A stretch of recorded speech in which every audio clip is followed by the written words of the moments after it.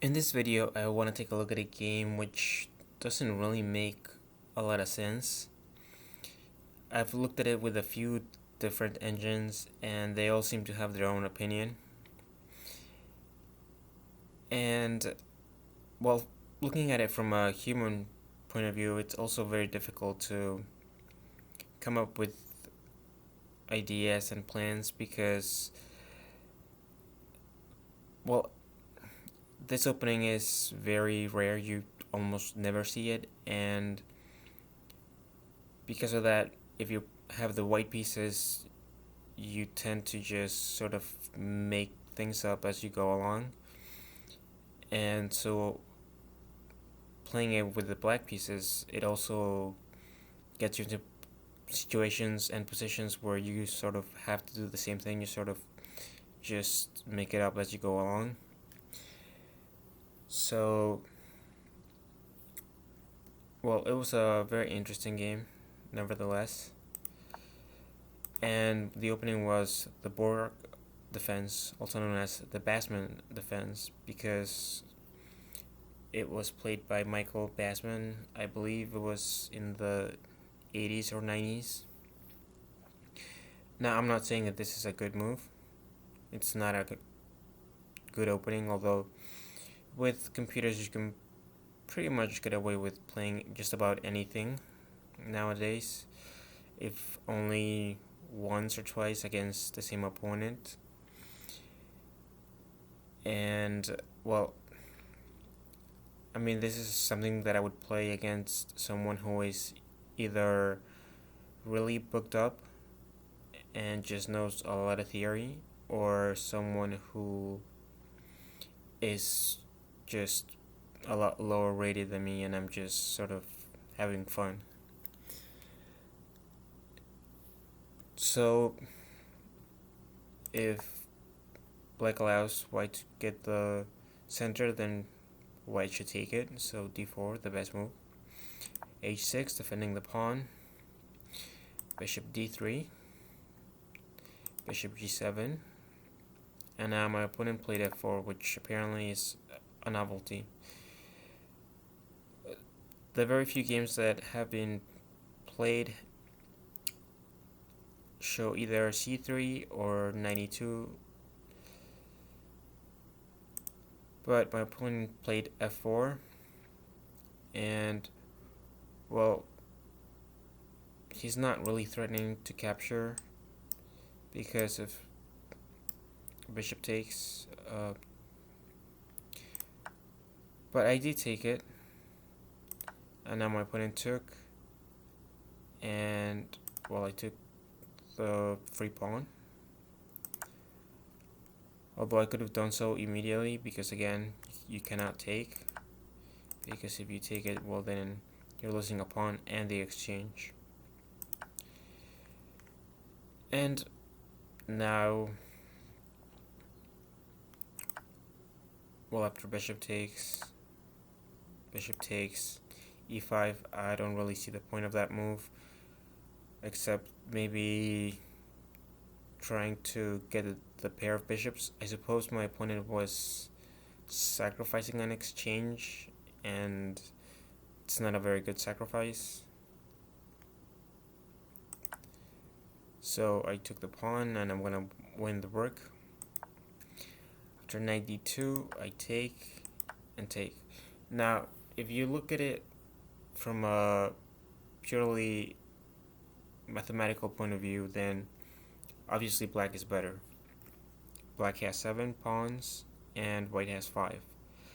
So that's 2 extra pawns and then exchange, which usually you want to have the 2 pawns for the exchange as compensation. So that's basically 4 pawns. But if you look at the engine, it only gives one slightly higher than 1 pawn advantage to black, and the reason for that is because of the development. There's basically no development for black at all. I mean, the h pawn doesn't really count, and the white queen is very good along this diagonal, white is threatening to push the pawn and then take the rook. And if the rook moves, well, then you can take the f7 pawn with check. The white king is exposed. This knight is already developed. The bishops are developed and can be quite deadly. So we have a situation where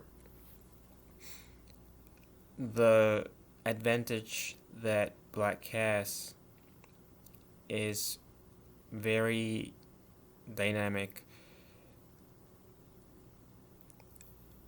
White has a lead in development, which means that in order for white to win the game, white has to really attack and just sort of throw everything but the kitchen sink at black. If black can develop the pieces and get the king castled, then black is just winning. So it's a very strange situation, and now if you look at the depth, now it's giving even less of an advantage to black.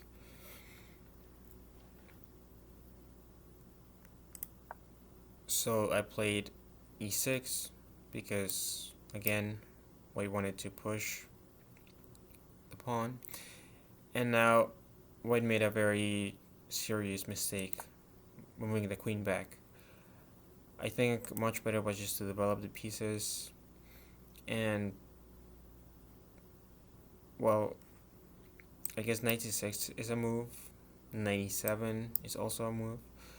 The engine really likes b6, and after knight e4, bishop a6, which makes sense because you want to trade pieces when you are behind in development and your king is potentially coming under attack.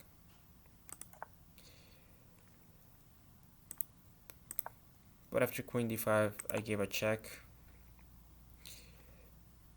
I think better was g3. I mean, bishop g3 was a lot stronger than what was played in the game, which was g3. Because now you are really weakening the late squares. So, especially because the bishop is on the d3 square. So now queen e7. And we just develop our pieces. And now you can start to see the evaluation going up. Because, like I said, if black can develop and get the king safe, then white is just hopeless. I mean, you have these two isolated weak pawns. This pawn is also isolated and needs to be protected. So after b6, knight h4, queen check, king h1, which is not actually the best move. The best move is actually rook f2, which looks very strange, pinning your own rook. But the point is, black doesn't have a dark scored bishop, only a light scored bishop, which means that there's never going to be another piece attacking along this diagonal. So the king is actually pretty safe here.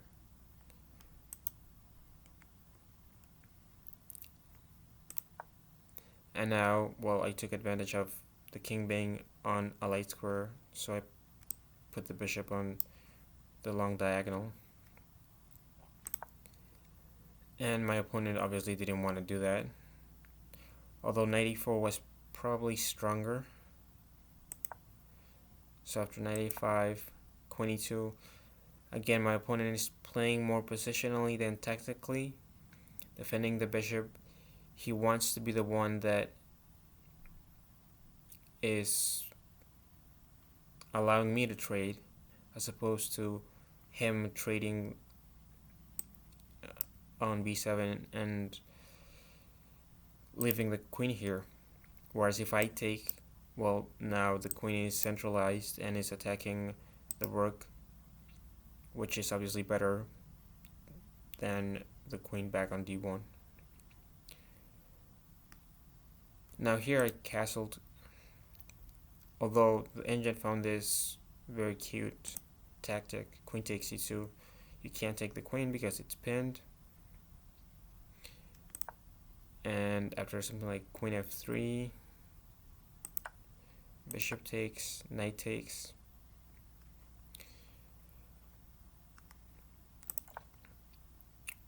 But after castles, my opponent played queen f3.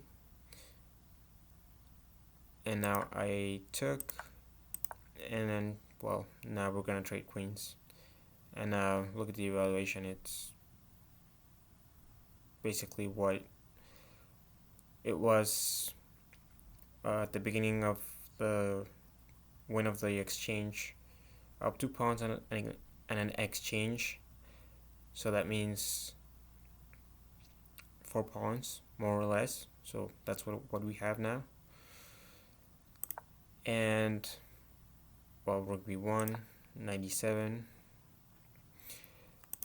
Also, the engine found this other move to force the exchange of queens, f5. Obviously, you can't take. Well, you could take on Basman, but after knight takes, you're basically allowing me to develop my knight.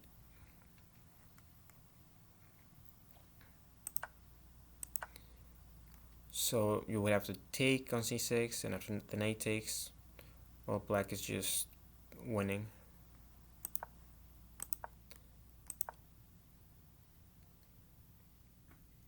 And again, king g1, getting out of the pin, so that if I don't trade queens, which would allow the knight to become centralized, and also eyeing the f6 square as a nice outpost, then my opponent is going to move the queen because obviously he doesn't want to trade.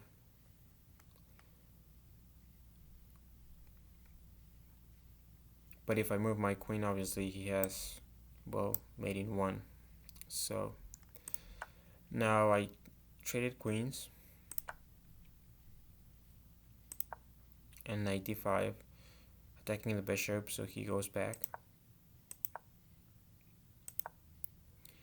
And now we have this strange configuration of knights, which you don't really see very often. But the knight has to defend the pawn, so. And now, well, my idea is pretty simple. I'm putting the rook on the same file as my opponent's king, and I'm threatening to push the pawn. And, well, you can't really take because then I would just take the knight, and you wouldn't be able to recapture because of the pin. So now my opponent plays c4, attacking my knight, so I just go back, a4, I stop that, c5, trying to open up my king. And now the knight goes back, which is not a very good move. Yeah, knight f6 was better. I thought the knight is just better placed on f6. It's blocking my f-pawn. It's defended by the pawn on e5. It controls the g8 square so that I can't really double up on the g file. So knight f2, seizing the defensive, so I get another free pawn. But then I give it back. And now I check, not because I just want to check. I check so that I can start pushing my own pawn. And here the rook goes back to defend the second rank. And I continue with my plan, which is simple but effective. Here my opponent played bishop e3. The engine suggests this move, after which you have this cute variation 95, obviously you cannot take the rook because you have this check, and after the king moves, well, you just get it back.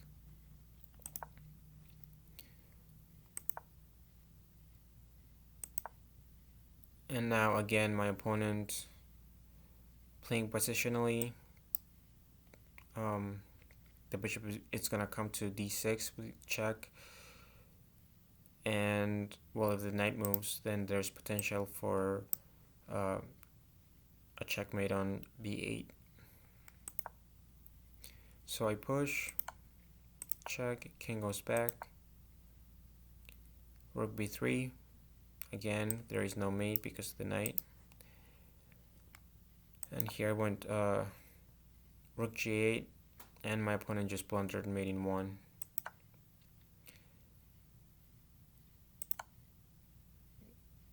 So that was the whole idea of rook g8, that I was defending the pawn because I had the checkmating threat. So best was 94, so that now there is no mate. But this is still losing. After rook g4, knight d2, I mean a2 is just, you have the threat of rook g1 check and then making a queen. So this is just completely losing for white. Anyway, it's an interesting game because, like I said, you had to really play very precisely with the white pieces, and I think it was easier to play with the black pieces, even though you're really behind in development. There was no real way for white to initiate an attack, and once I was able to bring out my pieces, well, then it was just a very simple win. Although out of the opening I was obviously worse because this is not an opening that you're gonna see someone play at the World Championship. So I hope that you liked the video. If you did, please hit the like button and share and subscribe. And thank you for watching.